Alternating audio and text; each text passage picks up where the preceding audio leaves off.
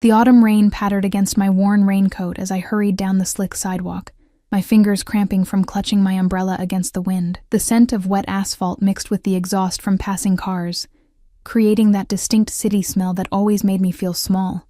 My shoes, sensible black flats I'd bought on clearance last year, were already soaked through, sending chills up my ankles with every step.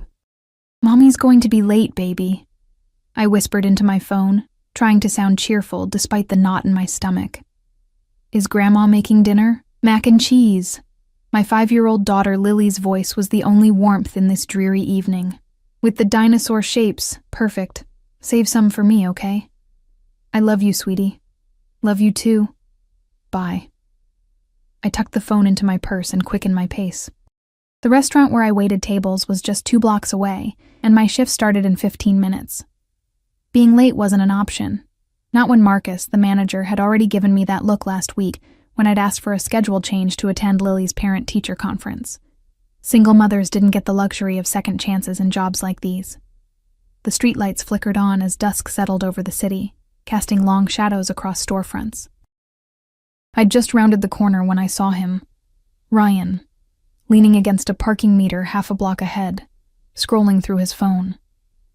My heart seized in my chest, and I instinctively stepped back behind the edge of the building. Ryan, my ex, Lily's father, the man who'd walked out when I was 7 months pregnant, only to reappear 3 months ago, demanding to be part of his daughter's life, now that he had a stable job and a new wife who thought having a ready-made family would be so cute. I peered around the corner. He hadn't seen me yet, but he was standing directly on my route to work. My mind raced through options. Crossing the street would make me even later, and the back alley was too dark and unsafe this time of evening. I could text Marcus, but what excuse would I give? Sorry, hiding from my ex who may or may not try to serve me custody papers again. Just then, Ryan looked up from his phone and turned in my direction. I jerked back, pulse hammering in my throat. Had he seen me? The cold brick wall pressed against my back as I tried to steady my breathing. I couldn't deal with him tonight. Not before an 8-hour shift, not when I was already exhausted from staying up late working on Lily's Halloween costume. The restaurant's red neon sign glowed in the distance, taunting me from beyond Ryan's position. I had to get past him somehow.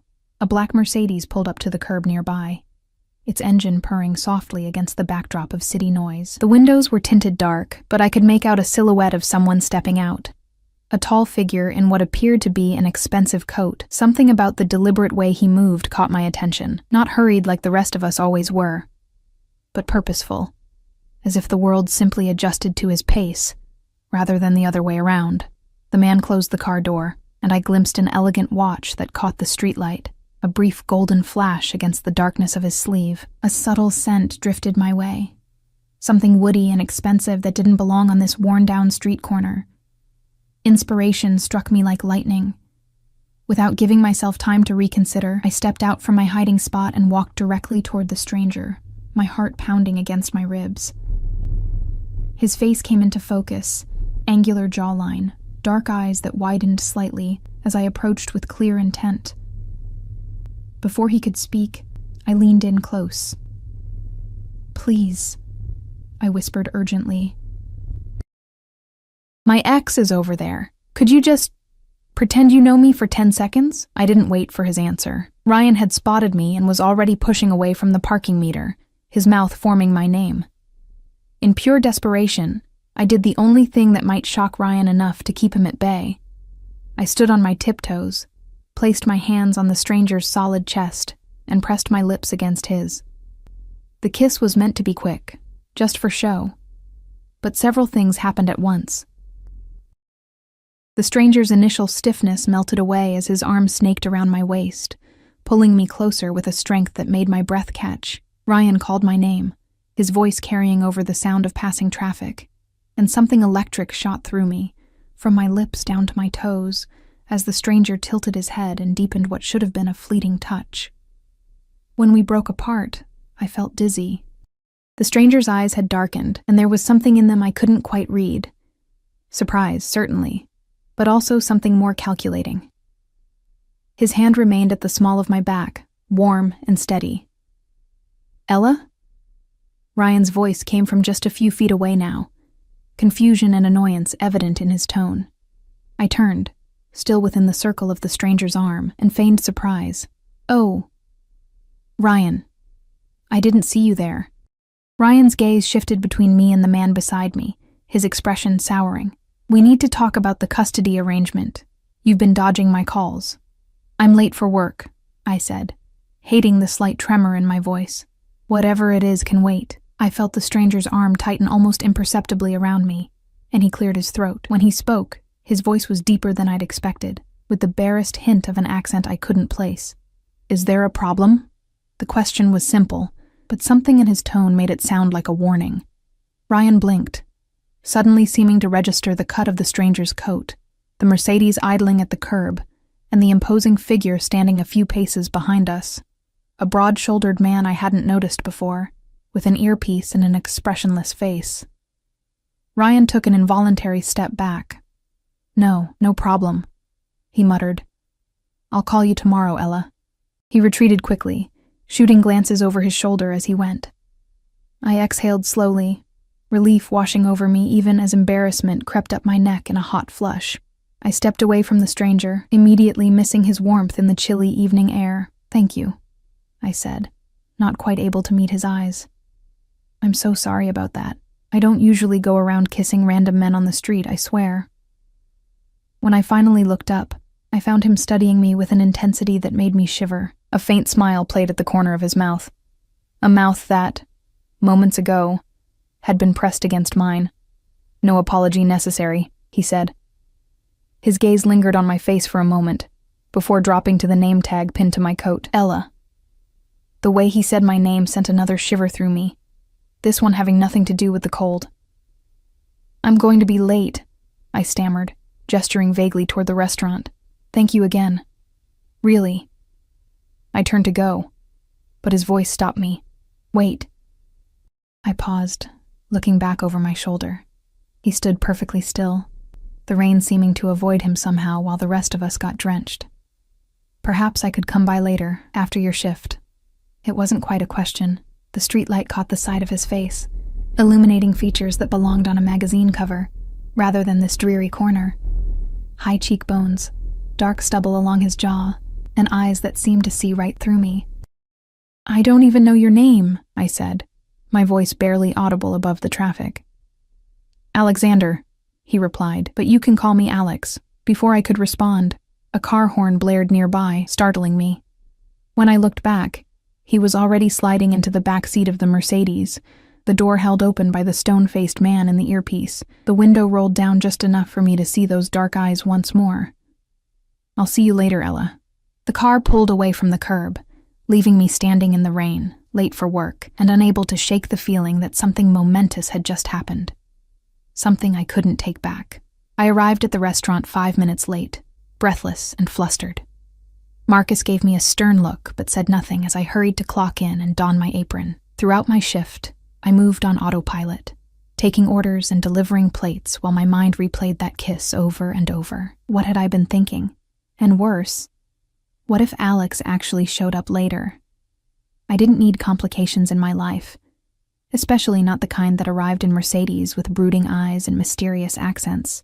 By closing time, I'd convinced myself he wouldn't come. Men like him didn't pursue women like me, harried single mothers with perpetual dark circles under their eyes and sensible shoes. The kiss had been a momentary diversion, nothing more. I was wiping down my last table when Marcus called from the front. "Ella, someone asking for you." My heart leapt into my throat as I peered toward the entrance. Through the glass door I could see the black Mercedes parked directly in front, its engine running, exhaust creating clouds in the cold night air. And there, standing just inside the doorway, was Alexander. He'd removed his coat, revealing a charcoal suit that fit him perfectly. The restaurant's dim lighting softened his features, but did nothing to diminish the power he radiated simply by standing there. Several of my coworkers had stopped what they were doing to stare, and I couldn't blame them. He looked like he'd walked off a movie set, the kind of man who belonged in penthouses and private clubs, not this neighborhood diner with its cracked vinyl booths. "Ella," he said, his voice carrying across the nearly empty restaurant.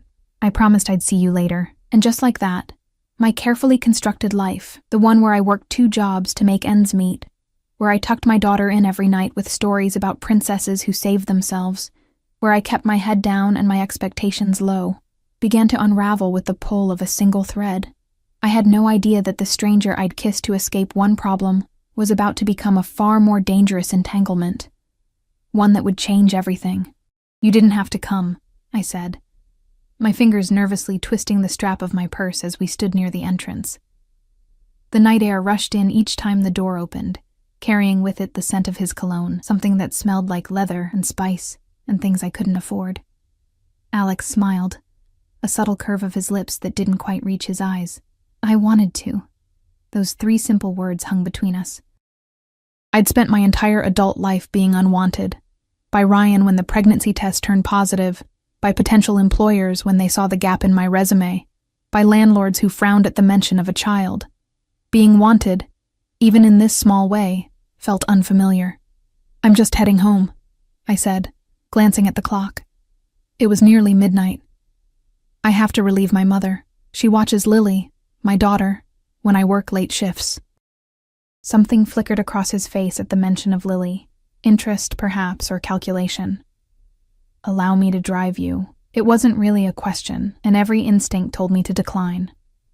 I knew nothing about this man except that he drove an expensive car, wore clothes that probably cost more than my monthly rent, and kissed like he could read my mind.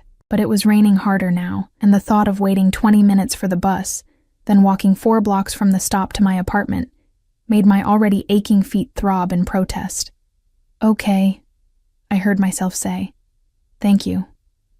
Outside, the man I'd noticed earlier, the one with the broad shoulders and earpiece, stood beside the car, opening the rear door as we approached. Up close, I could see the subtle bulge of a weapon beneath his jacket, and my steps faltered. Alex noticed, his hand coming to rest lightly at the small of my back. "That's just Victor. Security is a necessary precaution in my line of work." "What exactly is your line of work?" I asked, sliding into the plush leather interior of the car. It smelled new and expensive, with none of the fast food wrappers and forgotten toys that littered the floor of my old Honda. Alex settled beside me, his thigh inches from mine. Import-export, primarily. Some real estate development. His tone suggested the topic was closed, so I didn't press.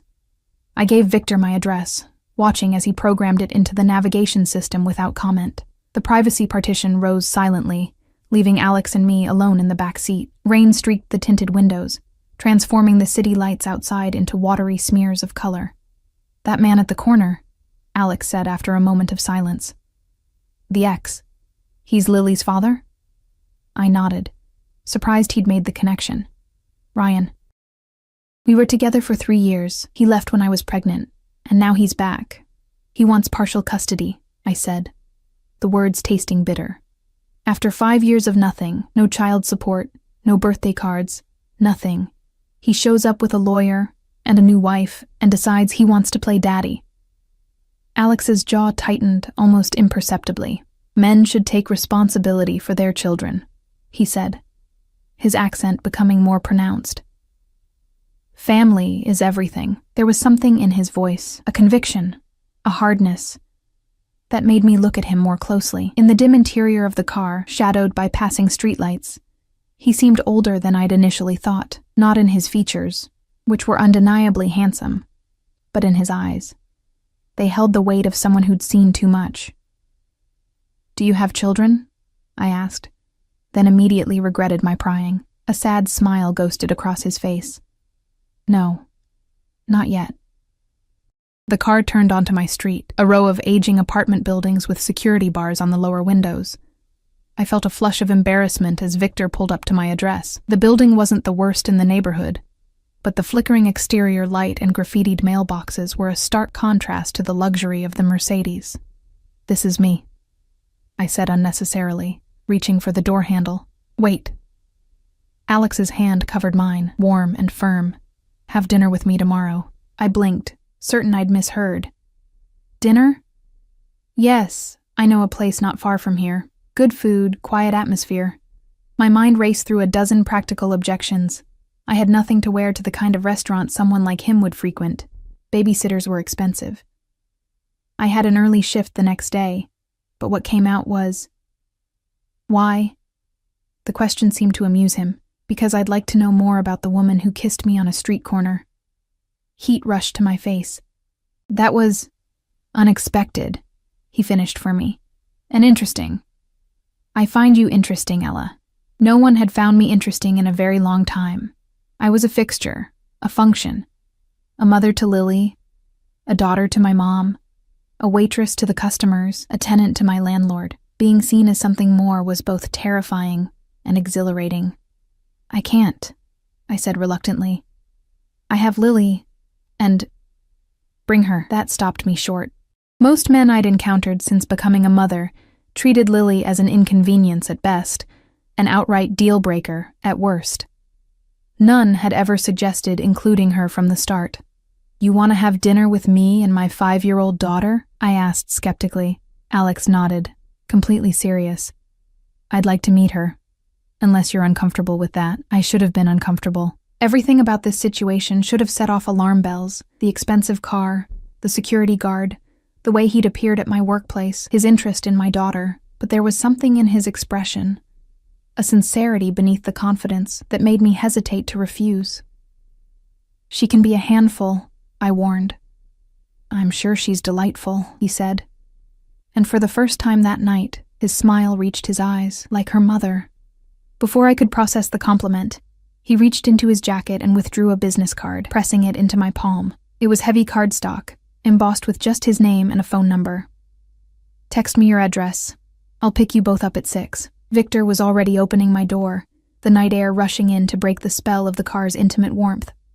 I stepped out onto the sidewalk, clutching the business card like a talisman. "Good night, Ella," Alex said, his eyes holding mine for a moment longer than necessary. Then the door closed, and the Mercedes glided away into the rainy night, leaving me with questions that would keep me awake long after my mother left, and Lily's soft snores filled our small apartment. Morning came too quickly, sunshine replacing last night's rain, and illuminating the dust motes dancing in the cramped bedroom I shared with Lily. She was already awake, her small fingers tracing patterns on my cheek.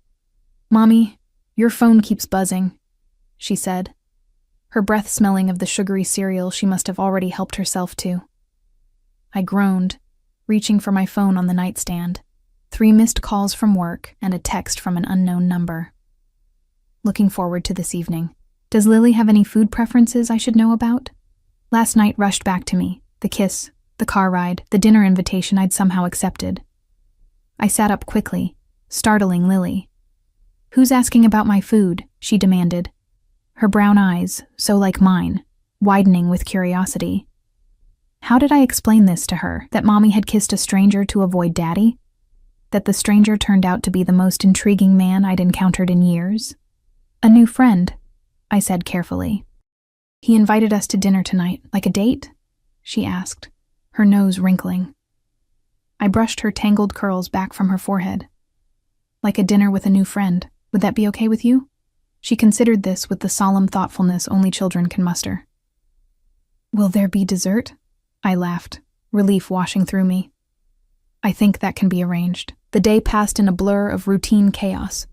Dropping Lily at kindergarten, covering a morning shift at my second job at the convenience store, rushing home to tackle the mountain of laundry that never seemed to diminish. All the while, Alex's business card burned in my pocket, and the unanswered text message haunted my thoughts. What was I doing? Men like him didn't pursue women like me without an agenda. The logical part of my brain constructed various scenarios, none of them favorable. Perhaps he was married, looking for a diversion. Maybe he'd recognized me from somewhere. Though I couldn't imagine where our paths would have crossed before. Or worst of all, perhaps this was some elaborate scheme related to Ryan and the custody battle. Though that seemed far-fetched even to my paranoid mind. By late afternoon, I'd nearly convinced myself to cancel. Then Lily came home from school, bursting with excitement about meeting Mommy's new friend, and I found myself texting back instead. She loves pasta and hates anything green. "Sorry for the late reply. We'll be ready at 6. His response was immediate. Perfect. At 5:30, I stood before the bathroom mirror, scrutinizing my reflection. I'd chosen my only decent dress, a simple black wrap style I'd bought for job interviews years ago. and applied makeup with a care I rarely bothered with anymore. My hair, usually pulled back in a practical ponytail, fell in soft waves around my shoulders. "You look pretty, Mommy," Lily said from the doorway, already dressed in her favorite purple dress and polka dot leggings, an outfit she'd selected after rejecting 3 others. "So do you, sweetie." I knelt to adjust her slightly crooked headband. "Remember what we talked about? Best behavior tonight, okay?" She nodded solemnly. "No singing the poop song, no asking personal questions, and use my inside voice. That's my girl." At precisely 6 p.m., my phone buzzed with a text. "We're outside." My heart skipped as I peered through the window blinds. The black Mercedes was parked directly in front of our building, looking as out of place as a swan in a puddle.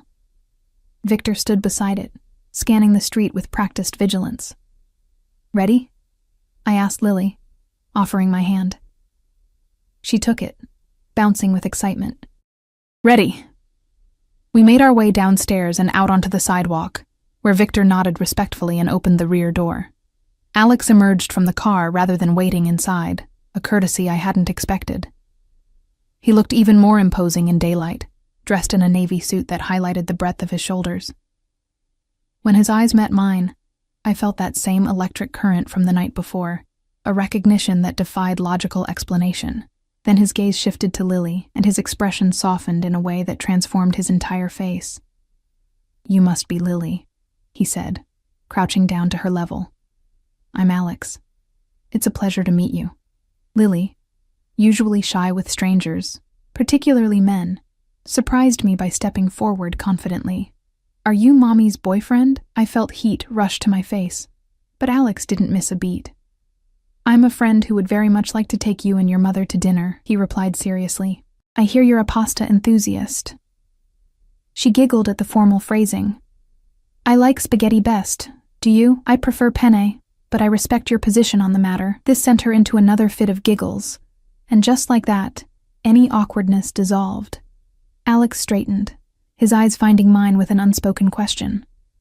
I nodded, unable to suppress a smile of my own. As we settled into the car, Lily immediately peppered Alex with questions about the vehicle's features, particularly enthralled by the button that controlled the privacy partition. He answered each query with a patience I found both surprising and touching. The restaurant wasn't what I expected. Not some ultra-exclusive establishment in the city center, but a cozy Italian place in a neighborhood adjacent to mine. As we entered, the maitre d' greeted Alex by name, leading us to a corner table partially secluded by a decorative screen. "I come here often," Alex explained, noting my surprise. "The owner is from my homeland." "Where is that?" I asked, realizing how little I knew about him. "Montenegro," he said. "A small country on the Adriatic Sea. I came to America 20 years ago." Before I could ask more, the owner himself appeared, a jovial man with a thick accent who clasped Alex's hand warmly and beamed at Lily and me. Something was exchanged in a language I didn't understand, and the owner's eyes widened slightly as they fixed on me. "Benvenuta alla familia," he said, patting my hand before disappearing toward the kitchen. "What did he say?" I asked as we settled into our seats. Alex looked momentarily discomfited. "A welcome. He's very traditional." The evening progressed with an ease I couldn't have anticipated. Alex ordered for us, after confirming our preferences, and the food that arrived was simply divine, nothing like the Italian-American fare I was accustomed to. Lily was on her best behavior, clearly enchanted by Alex, who treated her with the same respectful attention he showed me. As we shared a dessert, tiramisu that melted on the tongue, I found myself studying him, trying to reconcile the powerful, intimidating figure from last night with the man who was now helping Lily pronounce mascarpone correctly. His deep laugh rumbling when she deliberately mangled the word. "Why are you looking at me like that?" he asked quietly, when Lily became distracted by the small toy the owner had brought her. "I'm trying to figure you out," I admitted. "Ask me anything," he offered, though something in his expression suggested there would be boundaries to his transparency. I considered my question carefully. "Last night, you said family is everything to you, but you also said you don't have children. I'm wondering about your family." A shadow crossed his face, so brief I might have imagined it. "My parents died when I was young. I was raised by my uncle." He took a sip of his wine. "I have cousins, distant relatives, business associates who have become like family. "I'm sorry about your parents," I said, recognizing the familiar contours of loss in his carefully neutral tone. He acknowledged this with a slight nod. "It was a long time ago. My mother would have liked you," he added unexpectedly. "She valued strength. You have it in abundance." The compliment caught me off guard. "Me? I'm barely keeping it together most days, and yet you do," he said, his gaze intense. "You provide for your daughter, you stand up to your ex, you work multiple jobs. That is strength, Ella. No one had ever framed my daily struggle as strength before. In my darkest moments, I'd seen it as mere survival, sometimes even failure to provide Lily with the life she deserved, the stability I'd never had. "Mommy, I'm sleepy," Lily announced, interrupting the moment as she leaned against my side, her eyes heavy. Alex signaled for the check, which the owner refused with a wave of his hand and another stream of that melodic language. Alex didn't argue, instead slipping what I suspected was a very generous tip to our server. The drive home was quiet, Lily dozing against my shoulder. When we arrived at my building, Alex insisted on escorting us upstairs. "Security concerns," he said, though the neighborhood was quiet tonight. At my door, Lily mumbled a sleepy goodnight before I ushered her inside to brush her teeth. When I returned to where Alex waited in the hallway, I found myself suddenly nervous, unsure of the protocol for ending an evening that wasn't quite a date, but felt far more significant than a casual dinner. "Thank you," I said simply. "For dinner. Lily had a wonderful time, and you?" he asked, stepping closer. "I did too," I admitted. He reached out slowly, giving me time to step back if I chose, and tucked a strand of hair behind my ear. His fingers lingered against my cheek, warm and slightly calloused. Not the manicured hands I'd expected from someone of his apparent wealth. "I'd like to see you again," he said, his voice low. "Both of you." Warning bells sounded in the back of my mind. Too fast, too intense, too good to be true. But I found myself nodding anyway. "I'd like that." He leaned down, and I thought he might kiss me again, but instead, his lips brushed my cheek, achingly gentle. "Good night, Ella." I watched him walk away, a strange mixture of relief and disappointment swirling in my chest. Only after the sound of his footsteps had faded did I close the door, leaning against it as I tried to make sense of the emotions coursing through me. What I didn't know then, couldn't have known, was that while Alexander had been exceedingly careful in what he revealed about himself that night, others had been far less discreet. As I tucked Lily into bed and prepared for another day of mundane struggle, a photograph taken by a passerby outside the restaurant was already making its way through channels that would set in motion events beyond my comprehension. The stranger I had impulsively kissed to avoid one danger had unknowingly placed me directly in the path of another, one far more perilous than I could have imagined. 3 days passed before I heard from Alex again. 3 days in which I alternated between scolding myself for acting like a lovesick teenager and checking my phone with embarrassing frequency. When his message finally came, it was brief, but sent my pulse racing. "Are you free tomorrow evening?" I stared at the text during my break at the convenience store, the fluorescent lights buzzing overhead as I weighed my response. Part of me, the practical, cautious part that had kept Lily and me afloat these past 5 years, whispered warnings. I still knew almost nothing about this man, and what little I did know suggested complexities I wasn't equipped to handle. But another part of me, a part that had been dormant for so long I'd forgotten it existed, craved the electricity of his presence, the way he looked at me like I was something precious, rather than something broken. "I work until 5. After that, yes." I typed back, then added, "Lily has a play date until 8. His reply was immediate. "I'll pick you up at 5:30. Just us this time. Just us." The prospect was both thrilling and terrifying. "Dreamy smile you've got there," observed Margot, my 60-something co-worker, as she shuffled past with a stack of cigarette cartons. "Must be a man." I slipped my phone into my pocket, embarrassed at being caught. "Just making plans with a friend." Margot's penciled eyebrows rose skeptically. "Friend, huh? Well, whoever put that look on your face, hold on to him. Been a while since I've seen you looking anything but exhausted." I returned to restocking the cooler, but Margot's words lingered. Had I really become so worn down that a simple spark of happiness was noteworthy? The next evening, I rushed home from work and showered in record time, blow-drying my hair with one hand while applying mascara with the other. Lily watched from her perch on the closed toilet lid, swinging her legs and offering fashion advice. "Wear the blue top," she declared. "Alex will think you look pretty." I paused, mascara wand midair. "Honey, this isn't... Alex and I are just friends." She gave me a look far too knowing for her 5 years.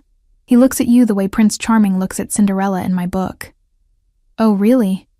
I tried to sound amused rather than flustered. "And how's that?" "Like your magic," she said simply. I had no response for that. Instead, I changed the subject, asking about her upcoming playdate with her friend Emma.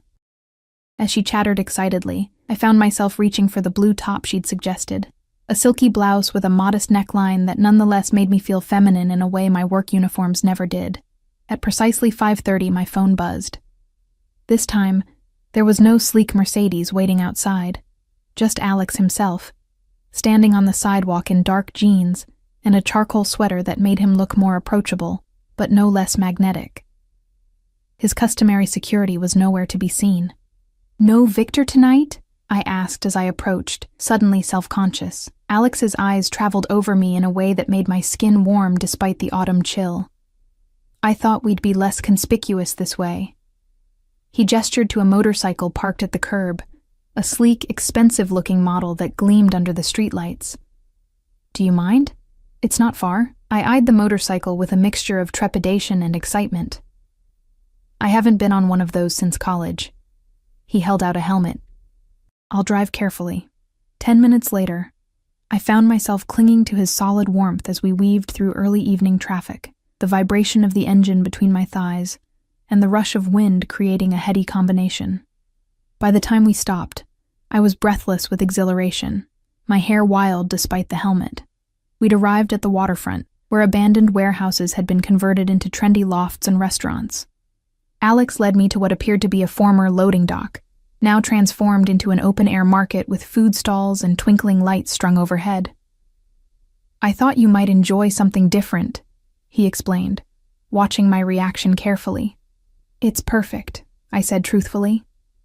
The casual setting was a relief after my anxiety about where someone like him might take me. We wandered among the stalls, sampling street food from a dozen different cultures. Alex seemed to know many of the vendors. Exchanging greetings in various languages, I noticed a pattern. The respect they showed him was more than mere friendliness. There was deference in their manner, a careful attentiveness that suggested his patronage meant more than just business. "How do you know all these people?" I asked as we sat on a bench overlooking the water, sharing a paper cone of crispy churros. He wiped a speck of sugar from his lip. "Many are immigrants who needed help establishing their businesses. My company provided loans, permits, protection." "Protection?" I echoed. Something shuddered in his expression. This area wasn't always safe. There were elements that made it difficult for honest people to operate. Before I could pursue this thread, he changed the subject, asking about my childhood, my dreams before life took its unexpected turns. To my surprise, I found myself telling him things I rarely shared. About my father's abandonment when I was 12, my mother's subsequent struggles with depression, my determination to create a different kind of life for Lily. "And yet here you are," he said quietly, repeating the pattern with a man who abandoned his child. The observation stung with its accuracy. It's not the same. My mother never fought for child support or tried to maintain contact with my father. I've done everything I can to give Lily stability, including keeping her father away. His tone wasn't accusatory, merely inquiring. I bristled slightly. Ryan chose to stay away for 5 years. He only came back when his new wife decided playing stepmother would be fun. He doesn't know Lily, her favorite color, her nightmares, her allergies. He hasn't earned the right to disrupt her life now. Alex nodded, seemingly satisfied with my answer. "Family should be protected," he said. That same conviction from our first night together coloring his tone. Sometimes that means protecting them from those who would cause harm, even if those people are blood. Something in the way he said it made me wonder about the family he'd mentioned. The uncle who raised him. the cousins he referred to as distant. There was a story there, one etched in the hard lines around his mouth when he spoke of protection. "What about you?" I ventured. "You said your parents died when you were young. Is that why you came to America?" His jaw tightened, almost imperceptibly. "Yes. My uncle brought me here after they were killed." "Killed?" The word slipped out before I could stop it. Alex was silent for a long moment, his gaze fixed on the darkening water. When he finally spoke, his voice had a controlled quality that suggested he was choosing his words with extreme care. "There was violence in my country. Political instability. My father was on the wrong side of powerful people." He turned to me, his expression grave. "That's why I understand your instinct to protect Lily. I know what it is to be a child caught in adult conflicts." The raw honesty in his voice made my throat tight. Without thinking, I reached for his hand, twining my fingers with his. His skin was warm despite the cooling night air, and he squeezed gently, a silent acknowledgement of shared understanding. We sat like that for a while, the comfortable silence punctuated only by the distant sounds of laughter and music from the market behind us. When he finally spoke again, his voice was lighter. "Tell me about Lily. What makes her laugh? What scares her? I want to know." And so I told him about Lily's boundless energy and fierce opinions, her love of dinosaurs and ballet, her fear of thunderstorms that had her crawling into my bed during summer nights. He listened with genuine interest, sometimes asking questions that revealed his own lack of experience with children, but never made me feel like I was boring him. "She asked about you yesterday," I admitted, as we walked back toward his motorcycle. "She wanted to know when we'd see you again." His expression brightened. "And what did you tell her?" "That I didn't know. That adults have complicated schedules." He stopped walking, turning to face me. "My schedule is not too complicated for the two of you." The intensity of his gaze made my breath catch. "Alex, I paused, gathering my courage. "What is this? Between us?" "Because I need to be careful. For Lily's sake." "What do you want it to be?" he countered, stepping closer. The truth was, I didn't know. The sensible part of me recognized all the warning signs, the speed of our connection, the obvious differences in our worlds, the mysteries he seemed reluctant to explain. But standing there in the gentle glow of the market lights, with the scent of salt water and his cologne mingling in the air between us, sensible was the last thing I wanted to be. I began, but my phone's shrill ring interrupted the moment. Flustered, I fumbled to answer it. Emma's mother's voice came through, sounding apologetic. "Ella, I'm so sorry, but Lily's not feeling well. She says her stomach hurts, and she's asking for you." My maternal instincts immediately overrode everything else. "I'll be right there," I promised, already calculating the fastest route to Emma's house. When I hung up, Alex was already pulling out his phone. "Where is she? I'll have my driver take us." "No, I can grab a ride share." "Ella," his tone brooked no argument. "Your daughter is sick. Let me help." 10 minutes later, we were pulling up to Emma's house in the now familiar Mercedes, Victor at the wheel. I barely waited for the car to stop before jumping out, Alex close behind me. Emma's mother met us at the door, looking relieved. "She's in the bathroom," she explained. She was fine, then suddenly complained about her stomach after dinner. No fever, though. I found Lily curled on the bathroom floor, her small face pale and tear-streaked. "Mommy," she whimpered, reaching for me. "I'm here, baby," I soothed, feeling her forehead. It was cool to the touch, which was a relief. "What hurts?" "My tummy," she moaned. "It's doing flips." I helped her up, murmuring comforting nonsense as I guided her out of the bathroom. In the hallway, I was surprised to find Alex crouched at eye level, his expression one of genuine concern. "Hello, little one," he said gently. "Not feeling well?" Lily shook her head miserably, then unexpectedly reached for him. Without hesitation, Alex scooped her into his arms as if he'd been doing it her entire life. "My mother used to say that stomach aches needed 3 things, he told her as we walked to the car.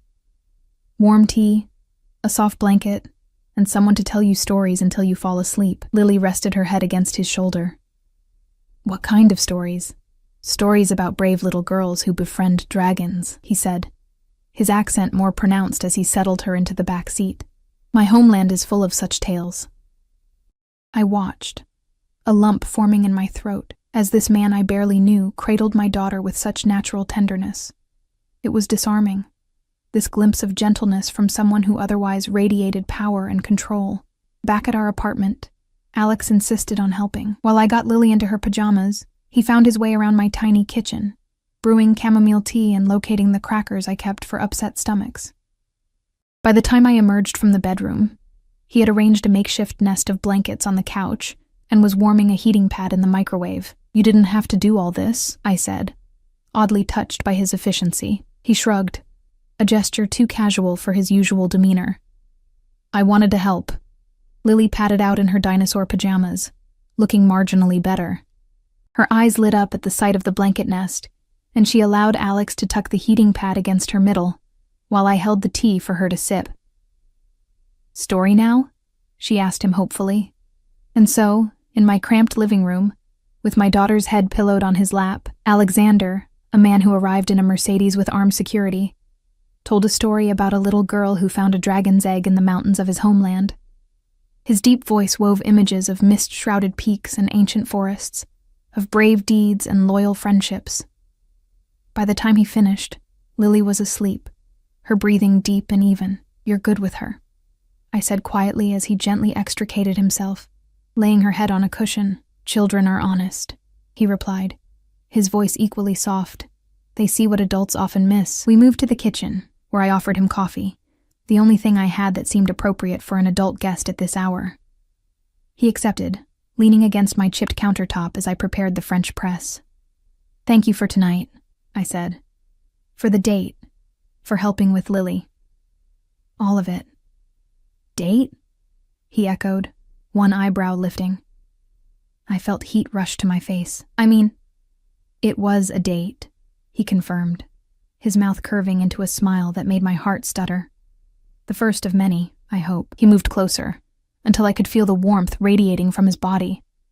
"Ella," he said, my name like a caress in his accent. "I should tell you something." The serious tone made me tense. "What is it?" The night we met wasn't entirely coincidence.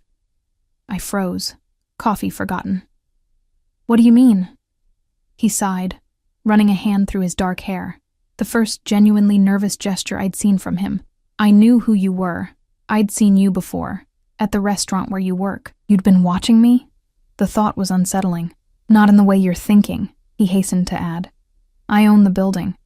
I was there meeting with the owner about renovations, and I saw you." A faint smile crossed his lips.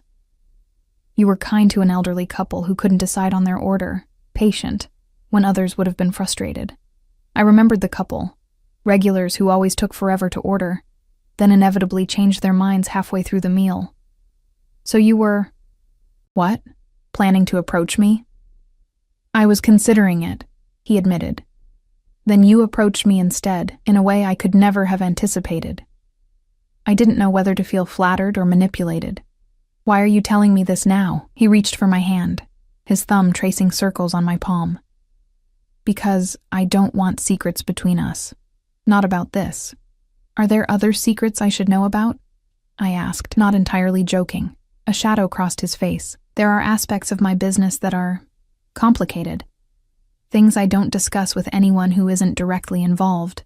The vagueness of his answer should have alarmed me more than it did, but standing there in my kitchen, with Lily sleeping peacefully in the next room, and this enigmatic man looking at me like I was the only thing that mattered, I found it difficult to summon the appropriate caution. "I understand privacy," I said finally. "Everyone has parts of themselves they keep guarded." Relief flickered across his features. "Thank you." He raised my hand to his lips, pressing a kiss against my knuckles that sent shivers racing up my arm. "I should go. You both need rest." I walked him to the door, suddenly reluctant to see him leave. In the dimly lit hallway, he paused, his eyes searching mine. "Can I see you again tomorrow? Perhaps bring dinner here, for both of you." "Lily would love that," I said. "And so would I." He leaned down, and this time there was no interruption as his lips found mine. Unlike our first kiss, the desperate charade on the street corner, this one was deliberate, unhurried. His hand cradled my face, thumb stroking my cheekbone as if I were something delicate and precious. I melted into him, my fingers clutching the soft material of his sweater. When we broke apart, I was breathless, my heart pounding against my ribs. "Good night, Alex." "Sweet dreams, Ella," he murmured, his accent thicker than usual. I watched him until he disappeared down the stairwell, then closed the door and leaned against it, a ridiculous smile spreading across my face.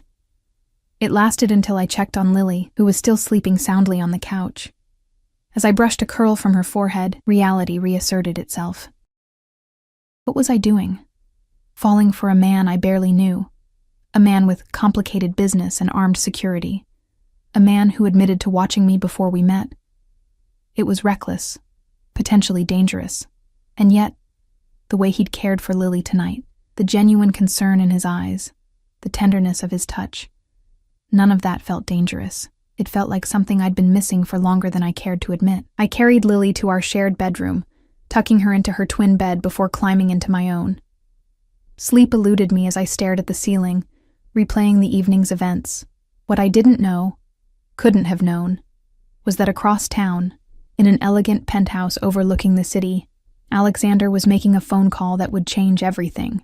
"It's confirmed," he said into the phone, his voice stripped of the warmth it held when speaking to me. "Ryan Mercer is meeting with his lawyer tomorrow to finalize the custody filing." A pause as he listened to the response. "No, she doesn't know who he really works for. She thinks it's just her ex being difficult." Another pause. "Yes, I'm sure. I'll handle it personally." He ended the call and moved to the window, staring out at the city lights, his expression hard as granite. "No one threatens what's mine," he murmured to the empty room. "No one." Meanwhile, I drifted to sleep, oblivious to the forces already in motion. Forces that would soon reveal the true nature of the man I was falling for, and the real reason he'd entered my life. Morning sunlight filtered through the threadbare curtains of our bedroom, warming my face as I slowly woke. Lily was already up, her bed empty, and I could hear the muffled sound of cartoons from the living room. For a moment, I simply lay there, savoring the peaceful start to my day off, a rare luxury in my normally hectic life. Then the memories of last night flooded back. Alex's revelation that he'd noticed me before our chance meeting. The way he'd cared for Lily. That kiss that had left me dizzy and wanting more. I touched my lips, half expecting them to still tingle from his touch. My phone chimed with a text message, and I reached for it, smiling when I saw Alex's name. "Good morning. How is Lily feeling?" The simple inquiry warmed me more than it should have. "Much better, thank you. Already up watching cartoons. I'm glad to hear it. Would 6 p.m. work for dinner tonight?"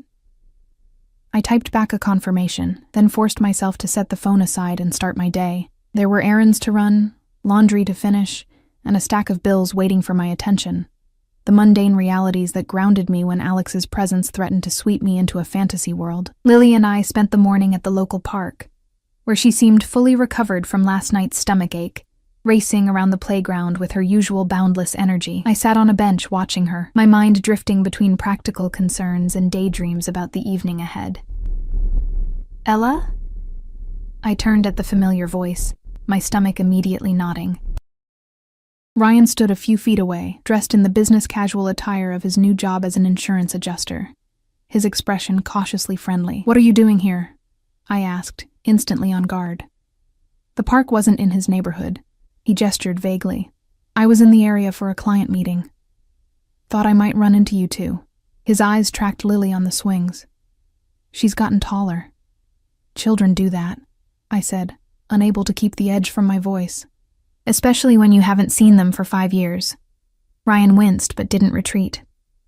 Instead, he sat beside me on the bench, maintaining a respectful distance. "I deserve that. I deserve worse, actually." He ran a hand through his hair, still the same nervous gesture from when we were together. "I was hoping we could talk about Lily. We have nothing to discuss until I hear from my lawyer." The words came out automatically, a defensive shield I'd constructed after his first attempts to reconnect. "That's just it," he said, his voice lowering. "I'm dropping the custody case." I blinked, certain I'd misheard. "What?" "I'm backing off," he continued, No court, no custody battle. I want to be in her life, Ella, on your terms. Whatever you think is best. Suspicion immediately flared. This abrupt about-face didn't align with the aggressive stance he'd taken just a week ago, when he'd threatened to take me for everything if I didn't agree to his custody demands. What changed? I asked bluntly. Ryan shifted uncomfortably, his gaze darting around the playground. I've been doing some thinking about what's best for Lily. He swallowed visibly, and I got some advice about the situation. Advice, I repeated flatly. From whom? Just people who know about these things, he said evasively. Look, the point is, I'm not going to push. I'd like to see her occasionally, maybe take her for ice cream sometimes. But I respect that you're her mother and you know what's best. I studied him, noticing for the first time the subtle signs of stress, the shadows under his eyes, the tension in his shoulders. This wasn't the same Ryan who had confidently informed me that his new wife would make an excellent stepmother just weeks ago. Why now? I pressed. What's really going on, Ryan? He stood abruptly. Nothing's going on. I just realized I was being selfish. His voice had a practiced quality to it, as if he'd rehearsed this conversation. Think about it, okay? Call me when you're ready to discuss visitation. No pressure, no lawyers. Before I could respond, he walked away, his pace just shy of hurried. I watched him go, bewilderment mingling with cautious relief. This was what I wanted, Ryan backing off his custody demands. But the suddenness of it left me uneasy. Lily raced over, breathless from playing. Who was that man talking to you, Mommy? I hesitated, unsure how to explain. She had no memories of Ryan, knew him only as a name and a concept. The father who wasn't there. Just someone I used to know, I said finally. Are you hungry? Let's get lunch. Throughout the afternoon, Ryan's strange behavior nagged at me. I tried calling my lawyer, but it was Saturday, and her office was closed. By the time 6 p.m. approached, I had pushed the matter to the back of my mind, focusing instead on getting the apartment presentable for Alex's visit. Is your friend coming soon? Lily asked, bouncing on the balls of her feet as I straightened the living room. Yes, and his name is Alex, remember? I smiled at her excitement. He's bringing dinner. I hope it's pizza, she said fervently. As if summoned by her wish, there was a knock at the door. I opened it to find Alex standing there, more casually dressed than I'd seen him before in dark jeans and a simple button-down shirt, his arms laden with bags that smelled tantalizingly of tomato sauce and cheese. I was told on good authority that pizza is the proper meal for recovering from stomach aches, he said with a smile that made my heart flutter. Lily squealed with delight, immediately taking one of the smaller bags from him and peeking inside. Cookies, she exclaimed. Mommy, he brought chocolate chip cookies. Alex stepped inside, his eyes warm as they met mine. I hope that's all right. I should have asked about dessert. It's perfect, I assured him, taking some of the bags. Everything smells wonderful. He leaned down to press a brief kiss to my cheek, his hand lingering at the small of my back. You look beautiful, he murmured, his voice low enough that only I could hear. I blushed, suddenly conscious of my simple jeans and sweater. It's just casual Saturday clothes. Nevertheless, he insisted with a smile. Dinner was a lively affair, with Lily commanding much of the conversation, telling Alex elaborate stories about her day at the park and her kindergarten adventures. He listened with genuine interest, asking questions that showed he was truly paying attention, not just humoring her. And then Emma said her dad is taking her to Disney World next summer, Lily was saying, as she picked the pepperoni off her third slice of pizza. Have you ever been to Disney World, Alex? He shook his head solemnly. I have not had that pleasure. Maybe you could come with us someday, she suggested, with the innocent presumptuousness of childhood. Mommy says we'll go when I'm 7, if we save enough money. I felt heat rush to my face. Lily, I would be honored, Alex interrupted smoothly, his eyes meeting mine over Lily's head. Though perhaps we should ask your mother if she would want company on such a trip. Lily turned to me expectantly. Can Alex come with us to Disney, Mommy, please? Trapped between my daughter's hopeful expression and Alex's carefully neutral one, I fumbled for a response. That's still a long way off, sweetheart. We'll see. Alex smoothly changed the subject, asking Lily about her favorite Disney characters. But the moment lingered in my mind.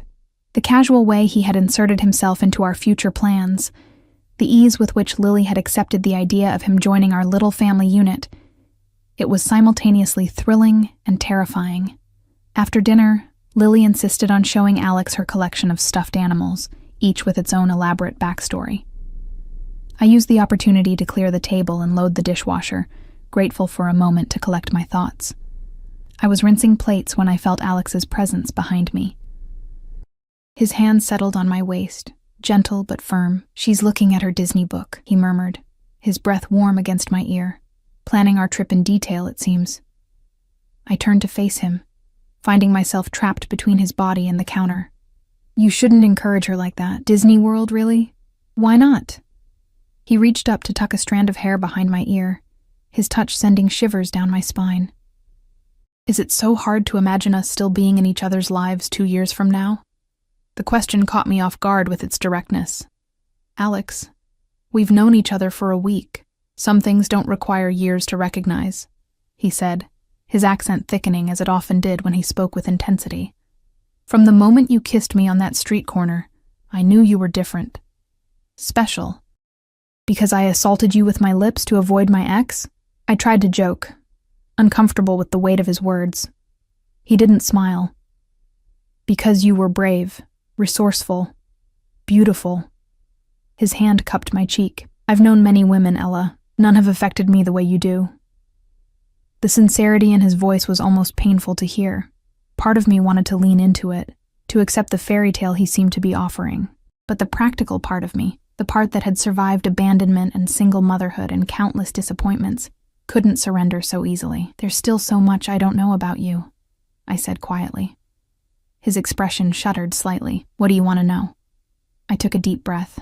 "I ran into Ryan today, at the park." If I'd expected surprise, I was disappointed. Alex's face remained carefully neutral. "Your ex? What did he want?" "That's the strange part. He told me he's dropping the custody case, completely backing off." I watched Alex closely as I continued. "He said he received some advice that changed his mind." Something flickered in Alex's eyes. Satisfaction, perhaps, quickly masked. "People can have changes of heart. Ryan doesn't have a heart to change," I countered. "He's been threatening me with lawyers for weeks, and suddenly he's willing to see Lily on my terms? It doesn't make sense." Alex stepped back slightly, creating space between us. Perhaps he realized he was fighting a losing battle. Or perhaps someone convinced him to back off, I said, my suspicion crystallizing as I watched his reaction. "Someone like you." His silence was answer enough. "What did you do, Alex?"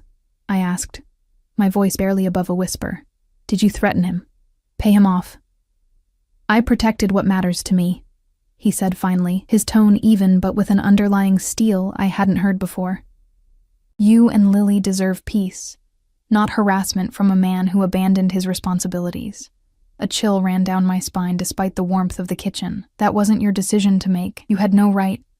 "He was hurting you," Alex interrupted, his control slipping for the first time since I'd known him. "Using your child as a weapon. Men like that don't respond to reason or legal arguments. They respond to strength." "What exactly did you do?" I pressed, suddenly afraid of the answer. He exhaled slowly, visibly reining himself in. "Nothing violent, if that's what you're worried about. I simply made it clear that pursuing this custody battle would not be in his best interest. And he just believed you? A stranger?" A cold smile touched Alex's lips. "I am not without influence in this city. Your ex-boyfriend recognized my name." The implications of that statement hung in the air between us. I thought about the deference shown to him at the restaurant, the armed security, the way he spoke of protection with such conviction. "Who are you really?" I asked, my voice steadier than I felt. He held my gaze unflinching. "I am a businessman with interests in many areas. Some of those areas operate in gray zones of the law. My family came to this country with nothing, and we built something substantial, not always by following the rules." Your family? I echoed. The uncle who raised you, he nodded. My uncle made certain decisions after my parents were killed, decisions that shaped our future in this country. I inherited his position when he died 10 years ago. The pieces were clicking into place. His wealth, his power, the fear he seemed to inspire in others. You're not just an import-export, are you? That is one aspect of my business, he said carefully. But no, not just that. Are you... I hesitated, the word feeling absurd even as I said it. Are you in the Mafia? For a moment, I thought he might laugh or dismiss the question. Instead, he sighed, running a hand through his dark hair. That word has certain Hollywood connotations, he said. But yes, I lead an organization that some would categorize that way. We have interests in legitimate businesses throughout the city, but also in enterprises that operate outside conventional laws. I took an involuntary step back, my mind reeling. You're a criminal. I am a man who provides for his people, he corrected, a hint of defensiveness creeping into his tone. Who protects those who rely on him, who ensures that businesses can operate without harassment, that neighborhoods stay safe, that disputes are settled without involving authorities who don't understand our communities. And you what? Shake people down for money? Deal drugs? Kill people? My voice rose slightly before I caught myself, glancing toward the living room where Lily was still engrossed in her book. Alex's expression hardened. I don't deal in drugs or human trafficking. Those are lines I don't cross. As for the rest, he shrugged, the gesture somehow more chilling for its casualness. I do what is necessary to maintain order and respect. I wrapped my arms around myself, suddenly cold despite the warm kitchen. I can't have this in my life, in Lily's life. You know that, right? Pain flashed across his features, quickly masked by resignation. I understand your concern, but Ella, you must know I would never allow any harm to come to either of you. Quite the opposite. My world might be dangerous, but those under my protection are the safest people in this city. Under your protection, I repeated. Is that what we are to you? People to protect? Possessions? No, he said fiercely, stepping forward to grasp my upper arms. You are everything to me, both of you. From the moment I saw you in that restaurant, something in me recognized something in you, and when you kissed me, he broke off, a rueful smile touching his lips. I was lost. The intensity in his eyes was almost frightening. You don't even know me, I whispered. I know enough, he insisted. I know you're strong, loyal, fierce in protecting what you love. I know you work harder than anyone should have to. I know your laugh, your scent, the way you look at your daughter like she's the most precious thing in the world. His thumb brushed my cheek. I know I want to give you everything you've ever been denied.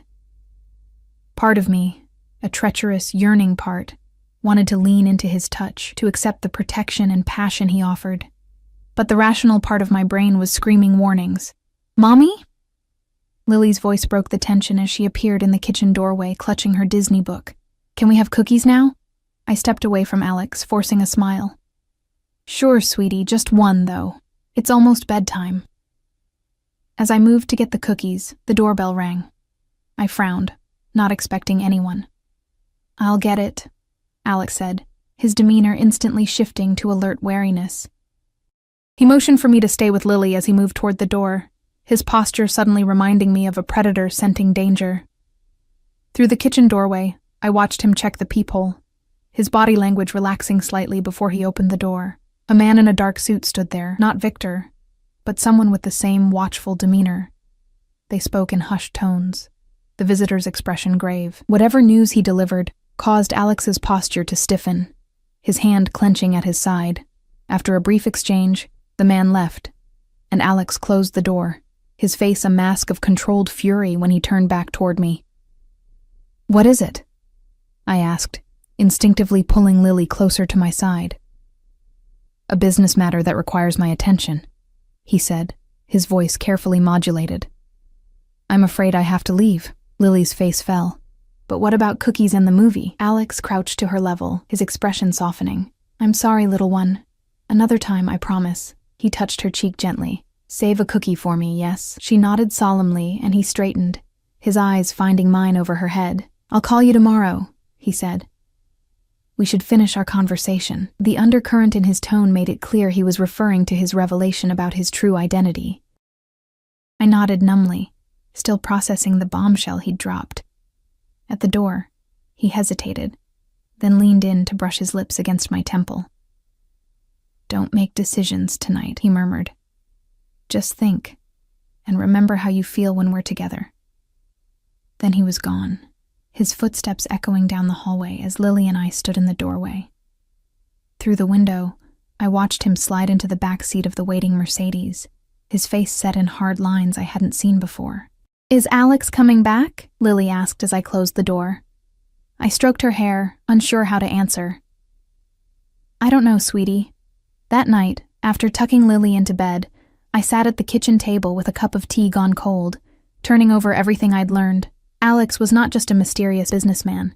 He was some kind of organized crime boss, a man who operated outside the law, who had enough power to frighten Ryan into dropping his custody claims.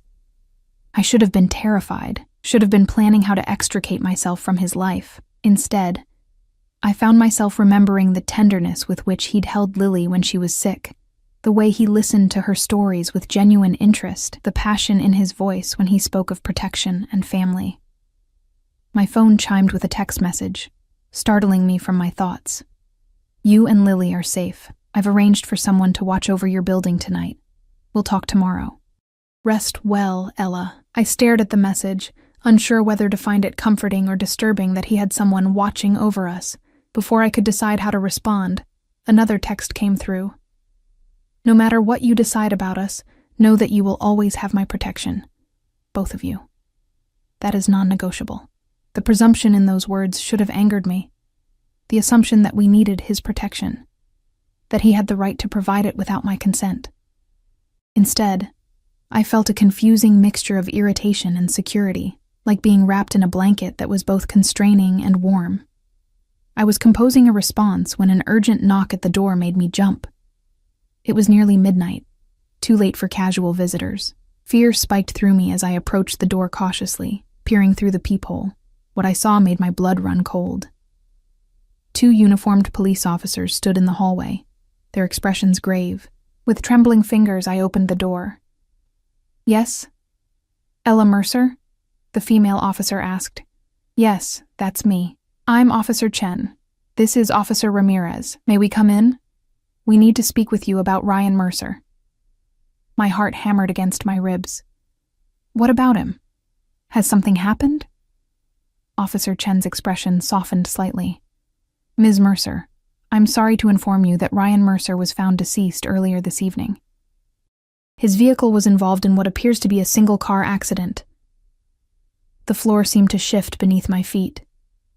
"Dead? Ryan is dead?" "Yes, ma'am. And we have some questions about his relationship with you, as well as your relationship with Alexander Dragovich." The formal pronunciation of Alex's full name sent a chill through me. As the officers stepped into my apartment, their questions already beginning, my phone buzzed with another incoming text.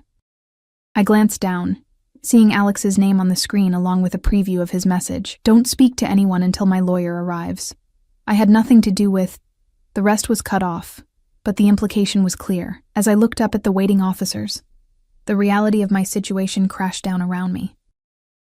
Somehow, in the space of a week, I had gone from a struggling single mother to a woman entangled with a man powerful enough to make my ex back off, dangerous enough to warrant police suspicion, and possessive enough to place me under his protection, whether I wanted it or not. And the most frightening part, despite everything, a part of me still yearned for his touch, still responded to the memory of his voice, still wondered if the connection between us was worth the danger it clearly represented. "Ms. Mercer?" Officer Chen prompted. "Are you ready to answer some questions?"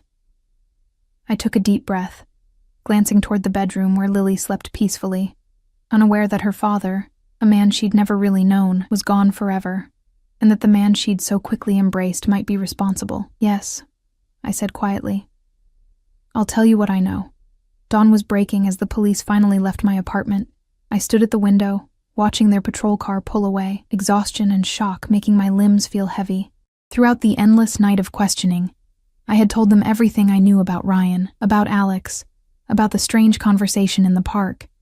Everything except the text message Alex had sent just as they arrived. That I had kept to myself. A small betrayal that weighed on my conscience. The lawyer Alex had promised arrived an hour into the questioning.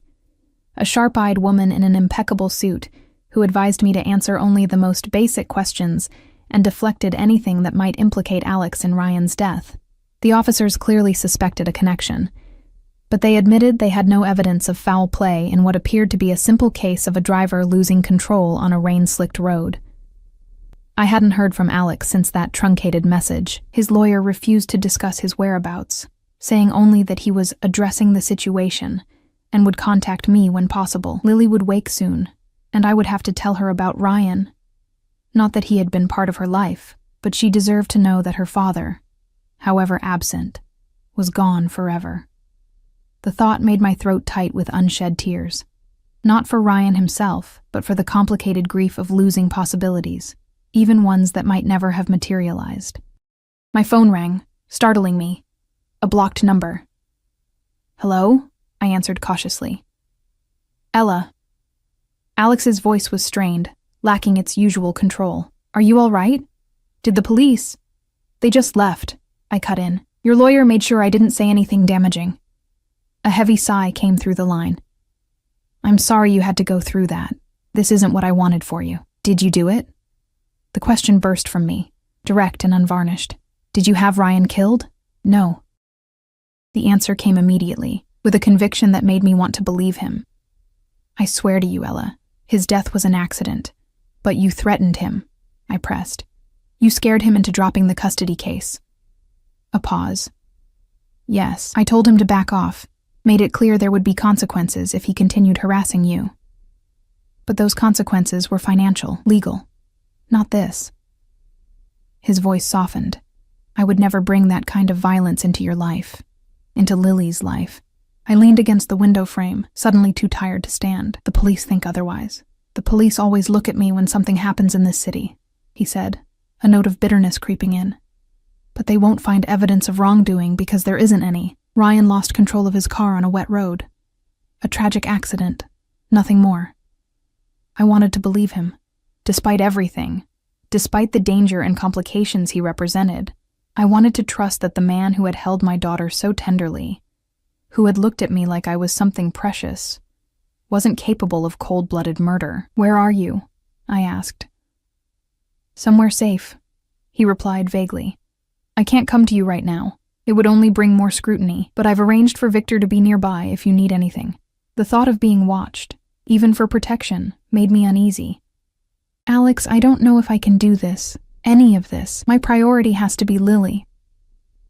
"I understand that," he said quickly. "And that's my priority too, your safety, your peace of mind." He paused. "But I'm asking you to trust me, Ella. To give me a chance to prove that who I am doesn't have to define us." Before I could respond, there was a noise behind me, the soft padding of small feet on the floor. "Mommy?"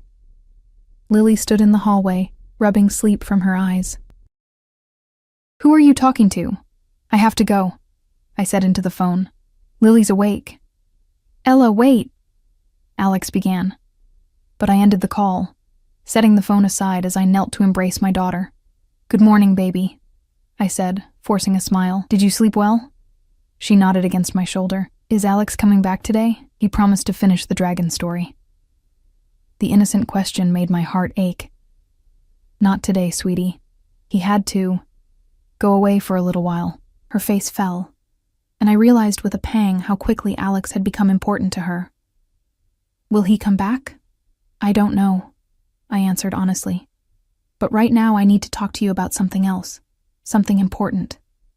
I led her to the couch, gathering her onto my lap as I searched for words to explain death to a 5-year-old. As I began to speak, tears filling both our eyes for a man she had never known, I made a silent promise to myself.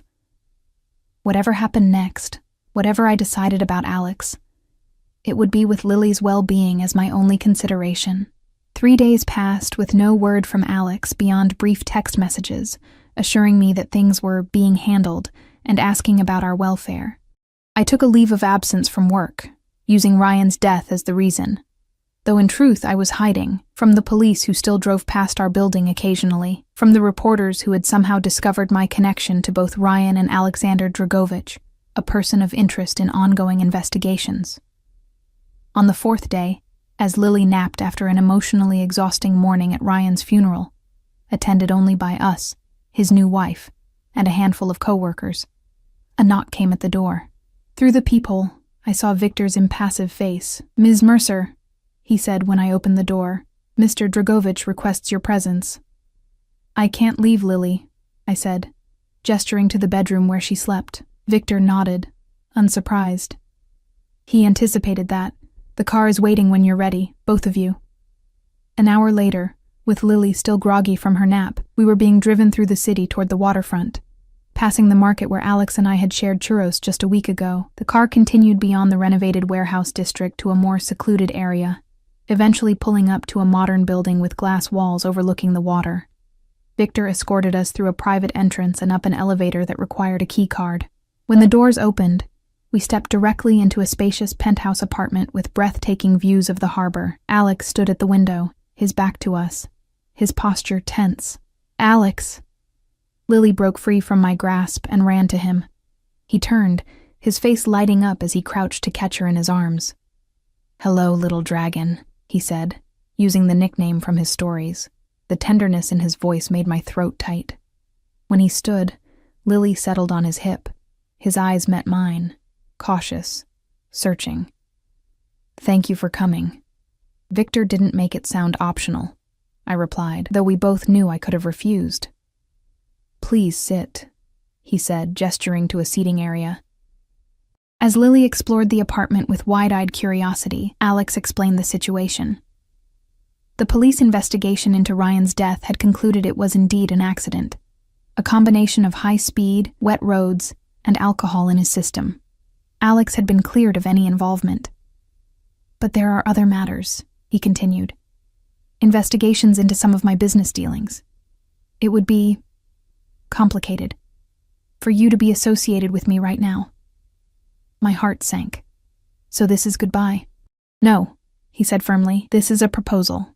He outlined his plan, a house on the coast, far from the city, where Lily and I could live in comfort and safety while the legal issues were resolved. He would visit when possible, but we would be removed from the scrutiny, the danger, the complications of his world. "You want to hide us away?" I summarized, a flash of anger cutting through my exhaustion. "I want to protect you," he countered. "Give you space and time to decide what you want, without pressure from me or threats from outside." I looked at Lily, who was enraptured by the view of boats in the harbor, then back at Alex. "And if I say no? If I decide I can't be part of your world, even at a distance?" Pain flashed across his features. "Then I would respect that decision, provide for you both anonymously, ensure your safety from afar, and," he swallowed visibly, "and let you go." The sincerity in his voice was unmistakable. Whatever else Alex might be, criminal, dangerous, morally ambiguous, his feelings for us were genuine. "I need time to think," I said finally. "Of course," he agreed immediately. "Stay here tonight. The building is secure and I'll be nearby, but not imposing my presence." That night, after Lily fell asleep in the luxurious guest bedroom, I stood on the balcony overlooking the city lights and water beyond. The past 2 weeks had transformed my life in ways I never could have imagined, bringing danger and loss, yes, but also passion and possibility I'd thought forever beyond my reach. The balcony door slid open behind me, and I knew without turning that it was Alex. He stood beside me, not touching, respecting the distance I'd requested. "What are you afraid of, Ella?" he asked softly. "Truly?" I considered the question, wanting to give an honest answer. "That I'll lose myself in your world. That Lily will grow up surrounded by danger and moral compromise.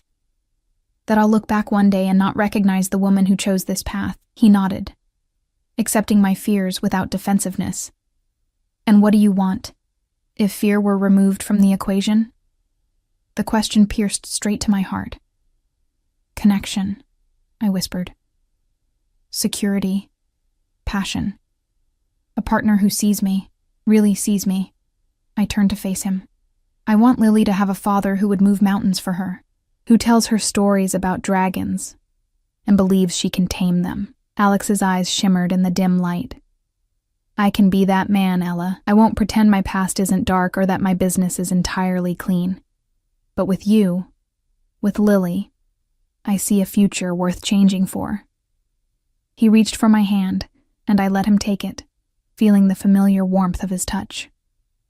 I'm not asking you to decide everything tonight, he said. Just say you'll come to the house by the sea. Give us time to find our way forward, on your terms. As I looked up at him, this powerful, dangerous, tender man who had upended my carefully constructed life, I realized that my decision had already been made. Not in this moment, but in a series of moments, when he held Lily as she slept, when he listened to her stories with genuine interest, when he looked at me like I was the answer to a question he'd been asking his whole life. Yes, I said softly. We'll come. His smile transformed his face, years of hardness melting away as he pulled me gently into his arms. Against the backdrop of city lights and distant waves, I rested my head against his chest, listening to the steady beat of his heart. The path ahead was uncertain, fraught with complications and potential dangers, but for the first time in years, I wasn't facing it alone. Whatever came next, we would face it together. The single mother, the crime boss, and the little girl who had unknowingly brought them together with a dragon story and a dream of Disney World. The stranger I had impulsively kissed on a rainy evening had become the man I was choosing to build a future with. Complicated, dangerous, beautiful, and entirely ours.